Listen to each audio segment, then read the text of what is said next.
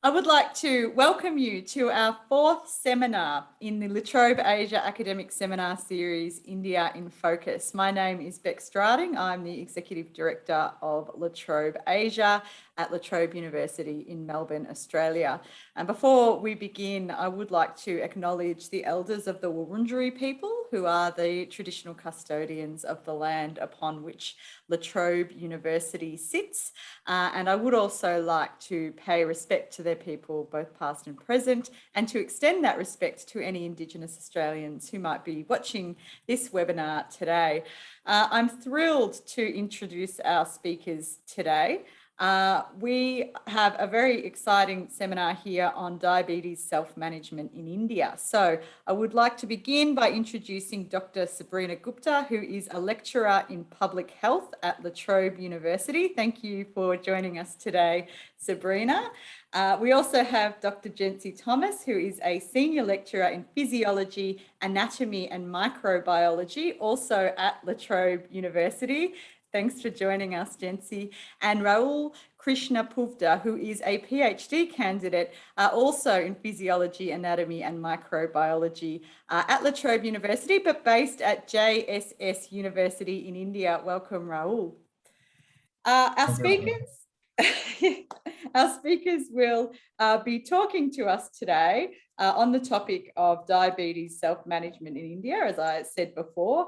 And throughout the seminar, please feel free to put your questions into the Q&A box at the bottom of the Zoom screen. And I will call on people when we get to the Q&A period to ask their questions.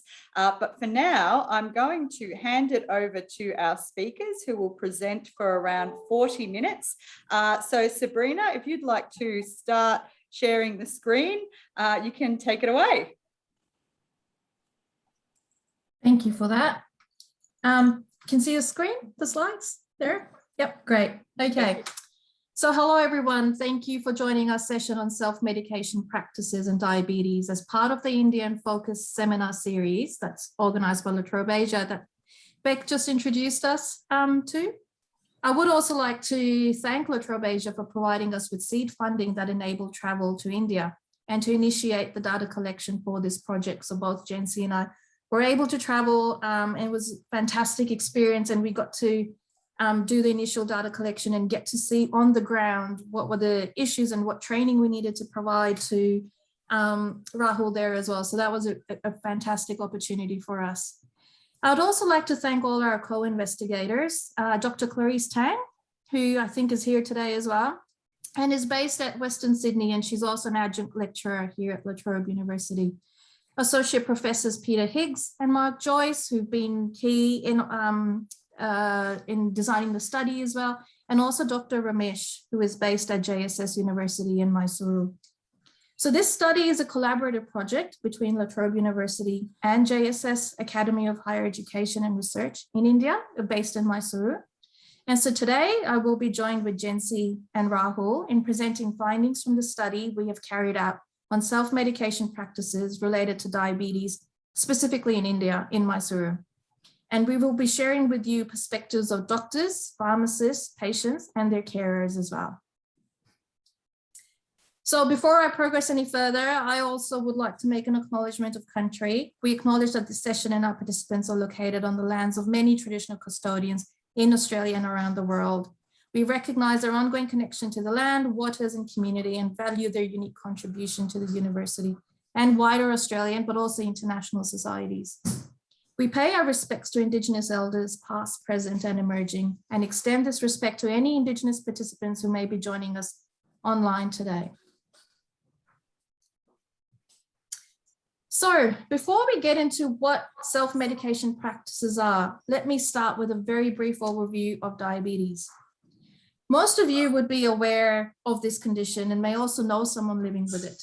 So diabetes is a chronic condition, which is typically characterized by elevated levels of blood glucose or blood sugar.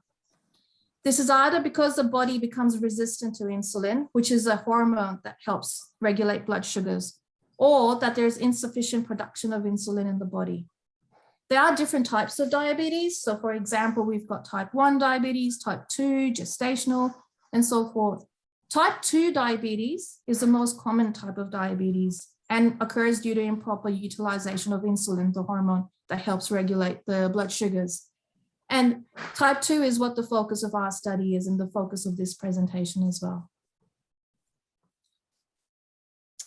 So here is a global snapshot of diabetes and the different regions as defined by the International Diabetes Federation. So the International Diabetes Federation produced a diabetes atlas, which provides the breakdown, the global breakdown of diabetes rates and which countries, what the differences are in terms of, how many people have it. And so it gives a really good snapshot.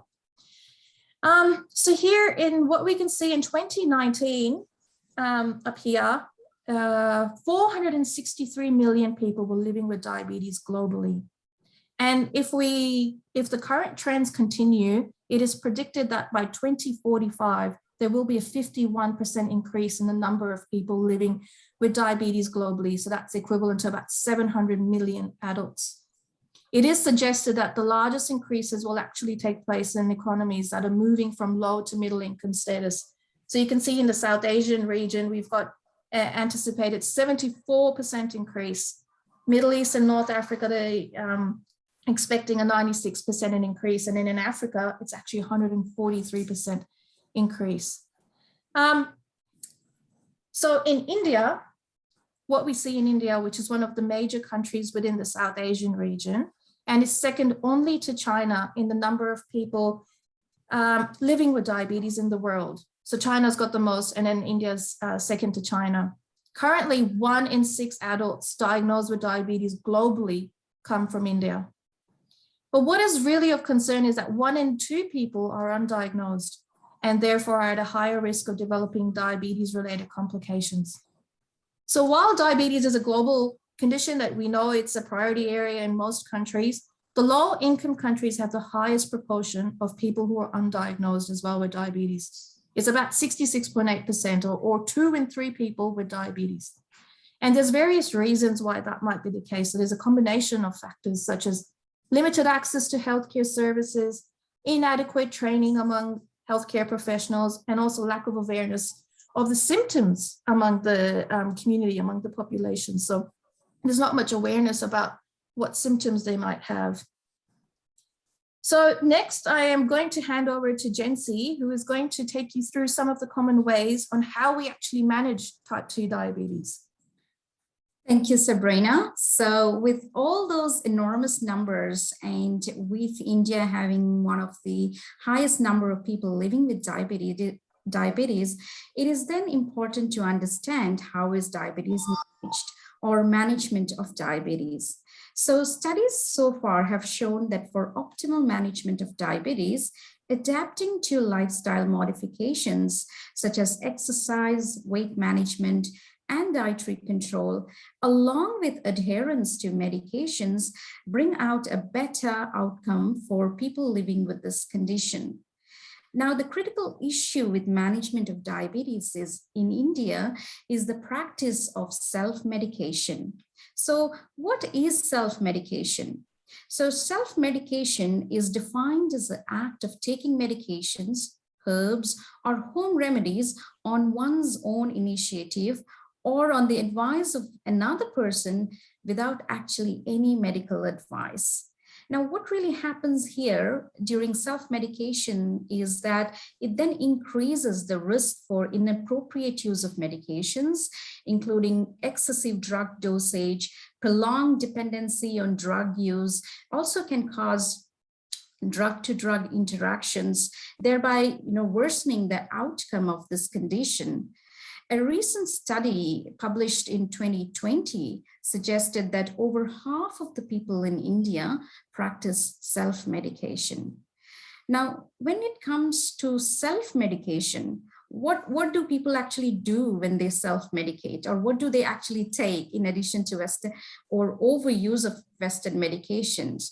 So most people in India resort to actually taking some of the herbs or vegetables that are commonly found or commonly thought to lower the blood glucose levels. Some of the common ones are bitter gourd, basil, fenugreek seeds, black plum, or jamun. So these are some amongst the many that people use, and they think that it's actually going to do their, or lower their blood sugar level without any medical advice. Now, to flush out some of the factors why people resort to self-medication, we conducted a systematic review on the factors affecting self-medication practices among people living with type 2 diabetes in India. And this systematic review was published earlier this year. And some of the common findings that we found from this review were, and some of the factors are actually the lack of knowledge about diabetes and the chronic nature of this disease. The other factor that we found was the accessibility to medical facilities, where people were, didn't actually get easy access to medical facilities, and therefore they thought like, oh, let me actually start by self-medicating and let me see if I can lower my blood glucose level before actually finding out where the nearest medical facility is. The other factor we found was financial burden that this disease brought about, or this condition brought about. So when a person is diagnosed with the diabetes, a type 2 diabetes, and they're prescribed Western medications, there is a general perception amongst the people living with this condition that if I start medicating or using the prescription medication, that's going to increase the financial strain on me and my family, and they're not, they're not dedicated to do that. So they just start to look for alternatives such as self-medication. Last but not the least, but is the lack of trust in Western medication. And this has been seen to be very prominent because once a Western medication is prescribed by a doctor or a practitioner, the patient or the participants start to think that it's going to have any adverse effect on themselves, it's going to decrease their quality of life, and therefore all these factors put together, they actually start indulging in self-medication practices. Now, in 2019, I and Sabrina had this opportunity to actually visit JSS Hospital, as Sabrina mentioned earlier, and I would also like to thank La Trobe Asia for funding our travel, which was very fruitful. So we were able to explore JSS Hospital.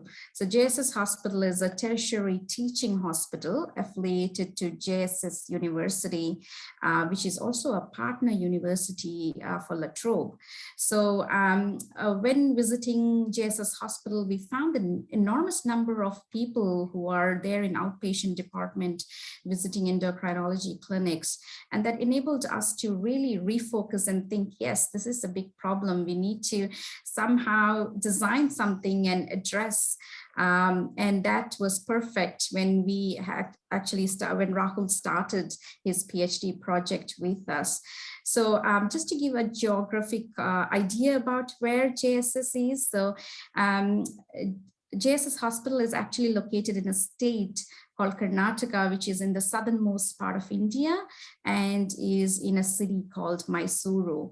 So that is where JSS University and Hospital is located. So we have now Rahul basically exploring the aspects of self-medication, as Sabrina mentioned earlier, amongst, what do doctors think? They know their the patients are actually self-medicating. So what do they actually think? And also the pharmacists, who play a very crucial role in dispensing the medication. What is their perspective on the self-medications? And of course, the people living with diabetes and their carers. So I will now hand over to Rahul to dispense some of his findings from this very important research on self-medication practices. Thank you, Rahul. Thank you, Jency and Sabrina. Hello, everyone. I'm Rahul, doing a PhD under La Trobe and JSS University joint PhD program. So from the previous slides, you might have understand how important it is to understand the factors that affect the self-medication practices, especially in the management of diabetes. So in order to further explore the social and cultural factors that are affecting the self-medication practices in India, So we have decided to conduct a semi-structured interviews with 4 data sets, that is including doctors, pharmacists, and people living with diabetes and their respective carers. So coming to the doctors interviews, we have interviewed 20 doctors with a mean age of 47 years, and majority of them were males. And doctors who are working in both hospital and community settings were included in this study. By seeing the gender distribution, so we can understand that in India, the medical profession is mostly a male-dominated profession. So only we have more number of male doctors here and compared to the females. Coming to our observations from the doctors' interviews, we have understand that doctors said that there are few barriers for the patients for taking Western medications, and also in the management of diabetes. So one of the first barrier is patients' poor knowledge about the disease, about the complications of the disease if it is not properly managed, and also about the taking of medications. So all these are what doctor said is patients don't know how to manage the disease and the taking of medications. So here one of the doctors said that patients think that diabetes can be easily managed through some lifestyle modifications, such as following some diabetic diet and doing some physical exercise. But however, doctors said this kind of practices will usually help at the initial phases of diabetes, but not in the patients who are on long-standing diabetes. Coming to our second barrier, that is patients' self-medication practices. So here we understand that majority of the patients, they believe in their friends and family members, as well as they see some TV advertisements and buy traditional medications from there, and totally stop their Western medications, so which will negatively impact their progression of their diabetes. So here one of the doctors said, wow, I'm just reading the quote. So one patient was on Western medications and have a very good of HbA1c value. So HbA1c value is the gold standard for diagnosing diabetes. So the normal range would be between 6% to 7.5%. But here the patient saw some TV ads and bought some traditional medications and stopped the Western medications totally without informing the doctor. And the HbA1c showed at up to 13%. So which is clinically very significant and very alarming kind of situation. So this is what the doctors said. And the third barrier is use of traditional medications by the patients. So they said people believe in traditional medications because they think that the traditional medications are natural in origin and they do not have any side effects. And in other side, Western medications are having more side effects, and which can affect their body in a negative way. So this kind of perception made people to think that traditional medications, use of traditional medications can totally cure their diabetes, and therefore stopping the use of Western medications. And last important barrier what we have understand is the doctors' lack of trust on the government pharmaceutical scheme. So here we have to talk about the Jan Aushadh scheme, which is a government's subsidized medication scheme where people can get access to medications at affordable cost. So under Jan Aushadh, we have wide variety of medications, antibiotics and medications used to treat diabetes, hypertension, any kind of chronic conditions. People can get access to medications at a subsidized cost.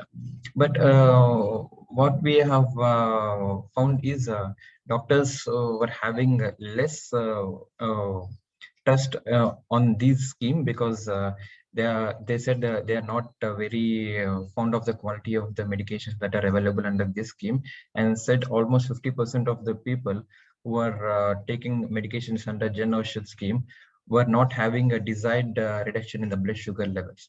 So this is kind of alarming kind of situation where doctors are not willing to prescribe medications that are available under this scheme. So they will ultimately prescribe medications that are available in other branded forms, which will be higher costly when we compare to the medications under Gen Aushadhi scheme. Coming to our last barrier, that is patient's stigma towards diabetes. So here, what patients think is they don't want to disclose that they're that they are diagnosed with diabetes to their friends or family members or any during the social occasions. So they thought they will be given a special focus if they say that they are diabetic and they cannot have their desired food, because in India, if we go for any social occasions, the most of the varieties will be having sugar contents. So this made the people to think, okay, we should not say that I have diabetes so that I can have whatever I desire to eat. So this kind of stigma is still there in the patients, and which led them to think that traditional medications are the alternate to the Western medications, that they can cure diabetes totally. So, and apart from these barriers, we also understand that doctors have little faith in traditional medications. So this can be explained from the previous slides, where doctors and patients have a contrasting beliefs towards some Western, traditional medications.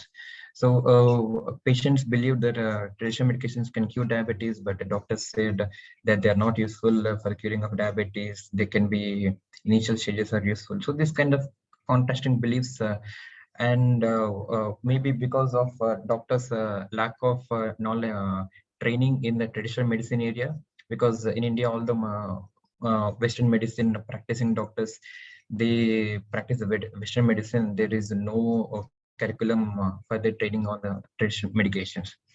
And apart from this, the marketing strategies of the traditional medicine manufacturing companies, where they promote their products saying that traditional medications can cure diabetes. So these kind of factors made doctors to build the perception against the traditional medications, saying that they are not as effective as Western medications. So keeping in all these barriers, doctors had employed a few strategies to overcome these barriers so that they can effectively treat the people with diabetes, and they can reduce the risk factors. So one of those strategies was they prescribe medications based on the socioeconomic status. So instead of directly writing some brand medication which will cost higher than the patient's affordability, they first have a discussion with the patient and understood what medications the patient can afford. So based on that, the doctors used to prescribe. And the next strategy was as to respect the patient autonomy. So they advised the patients to use both traditional medications and Western medications simultaneously. So until the desired blood sugars are coming down. But if at all, if a doctor sees the sugar levels are not coming down, then they will insist the patient to stop consuming traditional medications and start with the Western medications. And also they started to build a rapport with the patient, so that the patients can openly discuss about their problems and their medication taking behavior, so which can help in the for choosing the better treatment plan for the patients. Coming to our this is one of the quote said by one of the doctors regarding the traditional medications. So first of all, stop mixing all these traditional medications. It does not work. We do not expect a disease of 2019 to be treated with a medication of 17th century. So we understand that doctors still have a perception that there is no recent advancements in the traditional medicine area. So only they think that traditional medication is totally 17th century medicine, and they don't have any proper research going on here in this area. So Coming to our second data set, that is interviews with the pharmacists. We had interviewed 24 pharmacists, majority of them from community pharmacy, and then followed by hospital and general pharmacy. And when we see the gender differentiation, even the trend follows the same as we observed in the doctors' interviews. So, with the majority of them are males, and the experience range from 5 to 40 years, and in general it is 4 to 25 years. So we have a wide range of experienced pharmacists whom we got an opportunity to interact with them and understand their perceptions towards self-medication practices. And yeah, these are the two photographs of pharmacies in India, how they appear. These are the typical pharmacies. So you can see a pharmacist dispensing and a patient. So we can see very crowded pharmacies here. So from the findings of our pharmacist interviews, what we have understand is they find it difficult to balance between the business practice and clinical practice. For example, if a patient come to the pharmacy without a prescription and ask for some scheduled medications, then the pharmacist said they are dispensing the medications, because they cannot say if they say they cannot dispense medication, then the patient will go to some other pharmacy where they can get access to those medications. So in this way, they said they will lose their business. And also, if a pharmacist dispense any cheaper medication other than what doctor had prescribed, then they have the fear that doctor will not send the patients to their pharmacy for the next time. So in this way, they are very worried of losing their business, and also they are finding it difficult to balance between their business practice and clinical practice. And coming to our second observation, it is pharmacists' lack of trust in government generic medication scheme. So the same kind of observation we have observed with the doctors' interviews, but here we are surprised to see this kind of observation, because the persons who are working in general are also pharmacists. So they are not trusting their own profession schemes.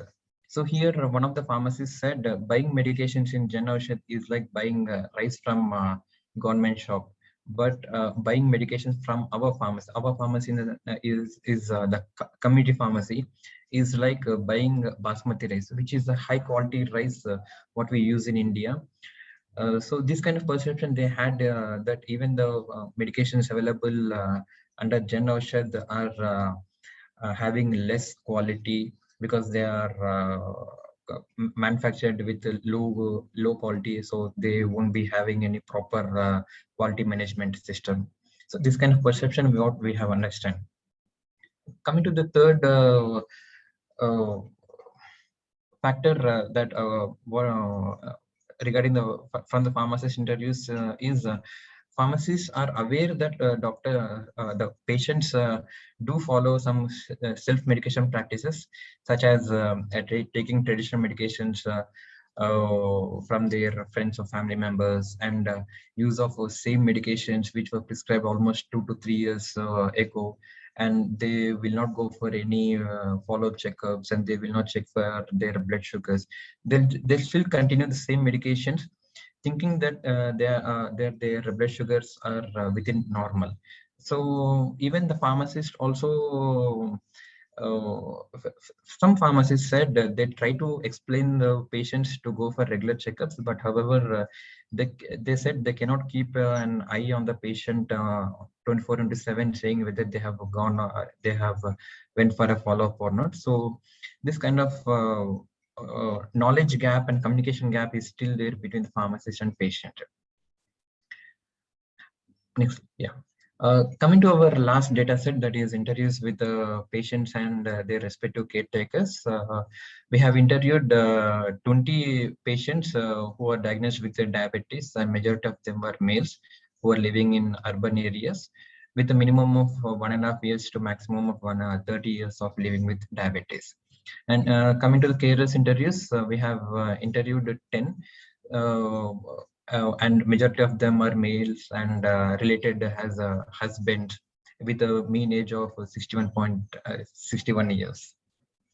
And yeah, majority of them are husbands and then followed by wives, and only one person was the son who is taking care of a mother. We are still analyzing the transcripts of the patient and carers interviews. So, but however, we have done some preliminary analysis of those interviews. So to just get to an understanding how patient and their carers are managing diabetes and how is their interaction with the doctors and pharmacists. So one of the important observation was patients do not trust their doctor. So here, from the simple example, what we can understand is when we asked patients whether they discuss about their use of traditional medications or anything with their doctor, they said, no, we don't discuss anything with the doctor, because once we say if we are taking traditional medication, the doctor will scold us. So this kind of perception patients are having, and also lack of interaction with the pharmacist. So here, as I said earlier, there is absolutely no interaction between the pharmacist and the patient. Patients consider pharmacy as just like a general store where they can go and buy things whatever they like without any medical advice, and they just come back to home. And the third observation was their relationship with the carers. So here we understand that carers are helping people with diabetes in managing their disease and taking care while going for follow-up visits or reminder for taking of medications. So this kind of help the carers are doing to the patients. And the fourth observation was patients' adherence towards the diet and exercise. We observed that none of the patients whom we interviewed said that they are adhering to the diabetic diet as which was advised by the doctor, but only a few patients said they go for just morning walks and do some kind of physical exercise as advised by the doctor. Yeah. Coming to the implications and future directions, which is last slide. So here we understand that self-medication practices are a huge problem, especially in India, for the management of diabetes. So we have multiple factors that can cause these barriers. There are systemic and individual factors that that can affect the self-medication practices. So we suggest there should be changes in systemic and individual levels. For example, in the systemic level, we can increase the regulatory environment for the manufacturing of traditional medications and dispensing of traditional medications, as well as at individual levels, we can encourage doctors to build a rapport with the patients, so the patients will feel more comfortable in exchanging their information about the use of traditional medications and also about the use of other medications as well. And also we wanted to see as we understand that the patients have more trust towards the traditional medications. So we wanted to explore the another field, the integrative medicine, where we can see the effectiveness of both traditional medication and Western medication in the treatment of diabetes, whether use of only traditional medication is helpful for the patient, or combination of these both system of medicine will be helpful for the treatment of diabetes. So this kind of things we wanted to explore in further. Yeah, that's all from my side. So these are the references. We have taken most of the references from IDF, and yeah. Yeah, so these are the photographs where Latrobe staff has visited JSS University. So you can see Sabrina, Jency, and I was standing behind, and down with a mark, we went for a lunch. So yeah, thank Lovely. you. Thank you very much. That was absolutely fascinating. I was really, I've got a lot of questions actually, because there's a lot of really interesting detail that you covered there. I see that we've got 2 questions in the Q&A. So I will encourage our audience members to put their questions in the Q&A, and I might ask the ones that are in the Q&A first before leaping into mine. The first one is actually links in with one of the questions that I had. What is the life expectancy of people taking appropriate diabetic medications? And if I may add to that, Rahul, at the end of the presentation, you were talking about the integrative, I hope I've said that correctly, integrative medicine, and, you know, doing some studies on the effectiveness of traditional medication. I'm wondering then, where is the research at the moment on that? Does traditional medication have any substantive effect on dealing with diabetes compared to the sort of conventional Western medication? What do we already know about that? And then the second part of that question is, if traditional medication has no effect on diabetes, does then this co-utilization model, is there a risk that that might legitimize treatments that don't actually work? So there's 2 parts to that. Maybe I'll start with you, Rahul, and then I'll pass it on to Sabrina and Jency for follow-up comments. Sure. Yes, yeah. So for the answering your first question, so as of now, we have understand that there are a few studies conducted, especially on the traditional medication, which they say they are effective against diabetes. But we did not find any studies comparing the traditional medication with the Western medication and to see which one of them are effective or the combination things are effective.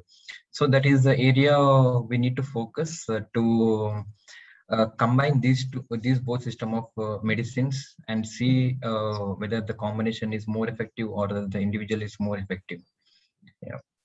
So coming to your second question, can you please did you want me to repeat the question? Yes. So I guess I'm interested in the idea of the kind of the hybrid model that's proposed with the co-utilization, using the traditional, and that was one of the solutions that you said, that the strategies that doctors use is to say, well, do the self-medication and use the traditional medicines at the same time as using the Western medication. But I'm kind of wondering is if the traditional medication is seen as having no real effectiveness, does that model risk legitimizing that as having more effectiveness than what it actually does in combating or in dealing with diabetes? So I actually kind of take to that is, in India currently, the doctors actually know that patients are self-medicating, and they are kind of not, they don't know of any strategies how to basically tell the patients without any evidence, which is very few in this area at the moment, to basically not to self-medicate and use any other traditional medication. So the strategy I think the doctors are currently using is like, look, if you're taking self-medication or traditional medication, just take it. And then, if they don't see any lowering of the blood glucose level, then the patient just comes back to the doctors, and then they kind of are more regular with the Western medications. So, Sabrina, do you have anything to add to that? Yeah, I agree with what Jency and Rahul are saying. And there is limited evidence at the moment on the efficacy of traditional medicine. And there is some research that suggests that there is some benefit, but we need to find out more. And I think that's where Rahul was pointing, that we need to do some sort of a study that compares the two. And then if we do find that traditional medications are effective, patients trust them more. Community trusts the traditional medications much more than Western. And if there is some level of, yes, they do work to some extent, then how do we integrate that within normal medicine as well and combine the two fields of practice? because we know the patients are not going to stop, even if the doctor tells them, you must stop.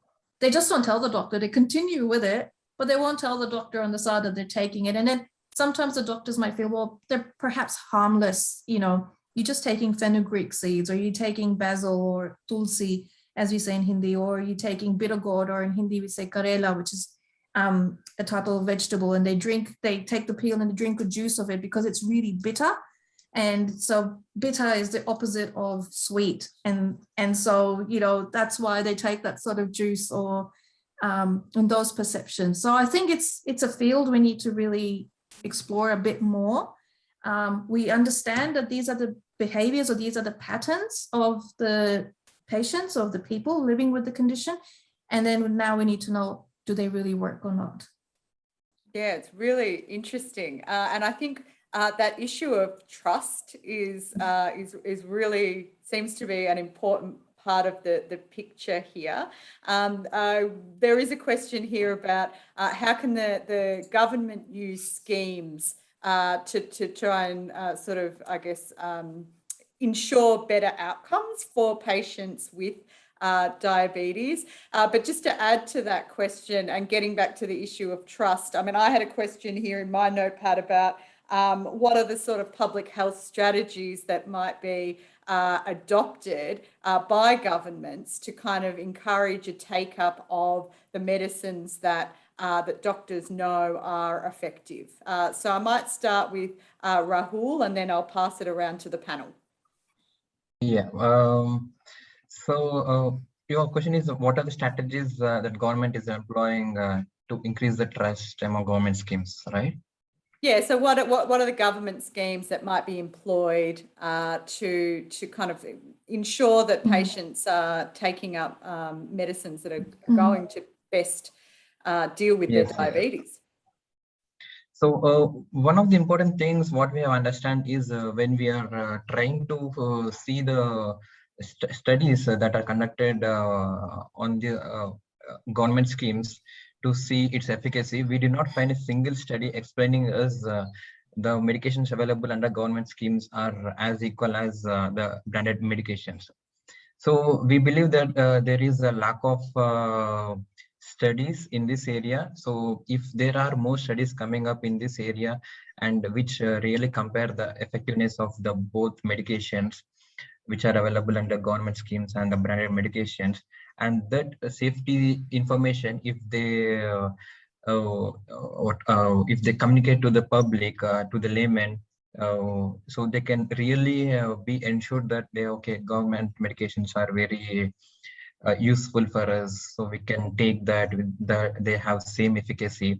So this kind of lack of sharing of information was there till now. So we hope that information will be disseminated soon, as soon as possible, so people will get benefited. That was one of the big things we found with the doctor interviews, was their lack of trust in the Jan Aushadhi scheme, because I think there was a couple of quotes, and Rahul, you can add to this after, where the doctor said that they saw patients who were taking the drugs from the Jan Aushadhi scheme and the blood sugars were not being controlled. They were still quite high. And so their trust in those medications was reduced because they weren't seeing the same results. The other issue that they had was that previously, and Rahul with his recent interviews with the Jan Aushadhi pharmacists, previously the drugs that were available through the Jan Aushadhi pharmacists, you didn't get, what's the term, Rahul, when you have multiple drugs in the one tablet? Fixed drug combinations. Fixed drug combination. So when you have, so if someone has got hypertension and diabetes, you probably have one tablet for us, whereas in Jan Aushadhi, you would have to take the 2 tablets. So that increases the pill burden on the patient. The more expensive brands, you can get the joint combinations, whereas the basic generic ones available at the Jan Aushadhi, you couldn't. And so doctors felt that that would increase the pill burden on the patient. And so they would prefer to prescribe the more expensive brands than the generic brand as well. Can I just jump in there, Sabrina? Does that mean then, and this is a question that I did have from the presentation, that the doctors themselves, there's a trust deficit in the medication and some of the government level policies or schemes that then can feed into the trust levels that patients also are experiencing around Western medication. But at the same time, this is a bit where I got a bit confused, was, do the doctors still trust Western medication, or do doctors also have faith?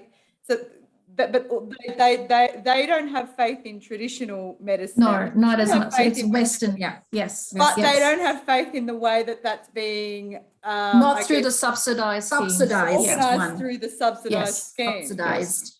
Yeah. So there needs to be, as Rahul was saying, they need to learn or gain more information about the efficacy of those drugs available through the Jan Aushadhi scheme, which is a great scheme because it's making it more affordable for people who can't afford drugs. And so for the maintenance management of diseases like diabetes, we do need schemes like that. So that public health initiative is really important. But then if the clinicians are not trusting what you can get from it, then what's the point? So there needs to be a bit more action on that front, more regulation, or perhaps more, engagement with clinicians who are prescribing drugs to get that trust built up as well. Yeah, that's really interesting. We have another question in here about if diabetes patients are using both traditional and modern medications, how are the risks of adverse drug reactions or interactions being prevented and managed? Maybe Rahul, would you like to take that one first, and then Sabrina and Jency can comment if they have anything else to add? Yes. So yeah, even we have raised the same question. So when we are interviewing the doctors, we ask them whether people who are taking traditional medications and also modern medications, will they have any side effects or interactions? Yes, we observed, and even some literature says that there are some adverse effects, but however, we totally not included those kind of researchers in our study. And we are not much aware what kind of adverse effects it can cause and how they can be potentially prevented. So that kind of research we have not done yet, but however, we know that there are there will be some serious reactions if we blindly use two system of medicines. But that is what we wanted to do in further studies, where we can use both the system of medicines together so that they can be used without any, I cannot say without any side effects, maybe with minimal risk. Yeah. And that's like, sorry, go on, Jency. Oh, no, I just wanted to say that we call it the traditional medication, but what we are really talking about is some of the vegetables and some of the spice and herbs that we might commonly find in our household, that we might use in every day-to-day life. It's just that the patient or the people living with diabetes tend to use it a little more frequently and a little more, consumption of maybe fenugreek seed or fenugreek seed water. Generally, they would use twice a week. Now, because they are diabetic, they would use 4 times a week. So we really don't know, because these are all household daily kitchen, you find in your pantry and your fridge. So you really don't know if there is any serious adverse effect. So it's an area that it still needs to be explored in that particular aspect. Yeah. Sabrina, did you have something to add to that? No, I think it was what Jency was saying. And I think the strategies that the doctors have employed is like, because they feel that they're just basic ingredients that we use in everyday cooking as well, they don't mind if the patient continues with it because they feel it, in some extent it might be harmless. And so they said it depends on what their blood results are. If they see that their bloods are, shooting up, the blood sugars are shooting up, then they're like, no, you need to take the Western medication. So there was different. They let the patients take the course. All right, try it out. If it's not working, all right, now you need to stop. You need to take the Western medications and you need to control your blood sugar. So there were different ways that they talked about how they managed this. We didn't. So I think a couple of the doctors mentioned that patients were taking traditional tablets as well. That's something that we'd have to then think about what are the ingredients in the tablet. So if it's not the basic stuff that we have in our pantry and it's some other formulation, that would then be the issues. Like, can that have an adverse reaction alongside the other medications they're taking? And we don't know enough about that at the moment. I might stick with you for this question, Sabrina, and then pass it around to the panel. But of course, we've got traditional medicine and the tablets you were talking about and the vegetables and spices. We've got Western medication, but there's also the activities that people are encouraged to do regardless of, you know, where they are, which is the diet, having a healthy diet and increasing activity and exercise. So I'm wondering, is there support or encouragement for changing diets or increasing activities in India? And do people want to, you know, is there a sense in which people might rely on medication because it's a bit easier than, you know, eating healthier and having to go out and exercise? It's a bit of a mixed ball here, Beck. So I was talking to Rahul about this yesterday, and when, you know, we were putting all our data together, and he said none of the patients he interviewed actually changed their diet. So none of them have changed their diet, which was really interesting. And from interviewing the doctors and not the pharmacists, but the doctors, they said that that was the first line of recommendation, which is lifestyle modification. You tell them to be more active, avoid, you know, carbohydrate heavy or oil, fat heavy foods, and, you know, alter that sort of their diet in that respect. So it was interesting when Rahul said that, you know, the patient said, no, they don't modify it. But then on the other hand, when the doctors were interviewed, you know, patients will say, don't put me on tablets yet. Let me try maintaining my blood sugars with lifestyle modifications first. So the first line, they want to try and be active, try and change their diet. But then on the other hand, from our data, it suggested that the dietary changes were much harder, although some did suggest that they were doing morning walks in the morning and being a bit more physically active. Yeah, so it's a bit of a mixed bag there. Rahul, did you want to add to that? Almost same as you said. So what I understand is initial stages, people think, okay, instead of taking medications, they can just practice some diet and exercise. But on later stages, they will change the perceptions, thinking that practicing diet and exercise is very difficult than taking medications. So medication, they can just take it in the morning and evening. That's all. And but eat whatever they diet, want. yeah, exactly, and eat whatever they want, because if they wanted to maintain diet, so even on the social vacations they had to be very strict, and even at the home. So there are many factors that can tempt them to take other food products. So they felt like it is easy to take medications and just be as it is.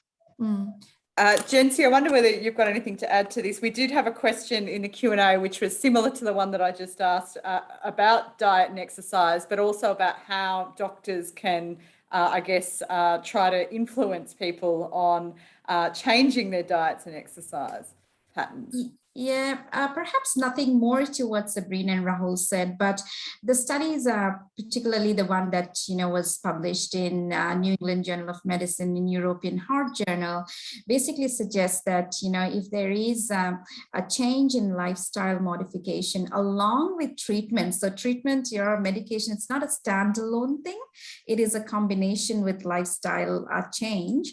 It can then, you know, change the life expectancy of a person. So for example, if a person is a 55-year-old diabetic, can expect to live with all this lifestyle modification and adherence to medication easily for another 13 or 21 years added to their life.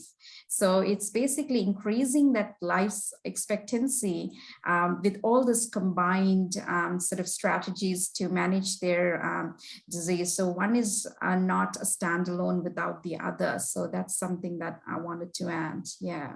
Yeah, it's really interesting. We do have a point in the Q&A from one of our audience members about that the reasons for the use of alternative medicine in Australia are also sort of bound up with issues of trust, and that it can be common for people to not tell their practitioners for similar reasons in India. And that's a point that's been made, but it gets to a question that I had, and it goes back to the start of the presentation with your slide, Sabrina, which showed the regional differences. And I'm wondering, I mean, how is this an issue that's quite common to India, this self-medication, particularly in diabetes, or is this something that you see that it's part of a global pattern?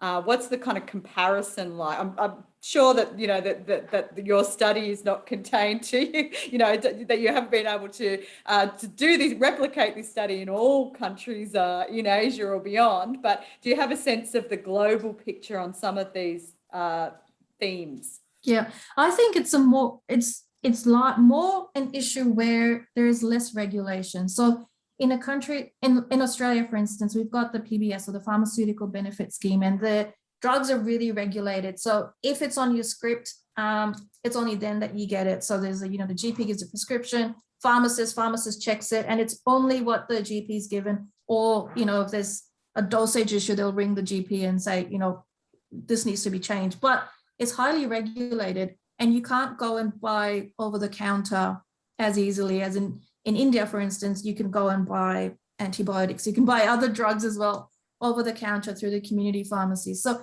because of that easy accessibility of drugs in India, or countries like India, a lot of South Asia, I would say, because of that ease, it's easier to self-medicate.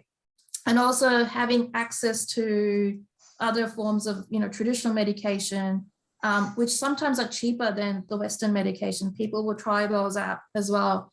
And then India being a collectivist society, where if someone is ill, you often will go to your family, your friends and peers, and your community first, and discuss that sometimes, and then get their advice. And then like I think one of Rahul's interviews, there was one grandmother who saw whose granddaughter had eaten a lot of sweet, and she thought, oh, she's eaten too much sweet. She gave her a diabetic tablet so that her sugar levels would reduce. So it's within the family, and that level of literacy within the family is quite different in how it's constructed in India versus in more Western countries where you have more regulated medication options here. I wonder if that issue of regulation also gets to the sorts of claims that companies might be able to make in their ads for their products around, the traditional. There was a mention of traditional. I think Rahul, you mentioned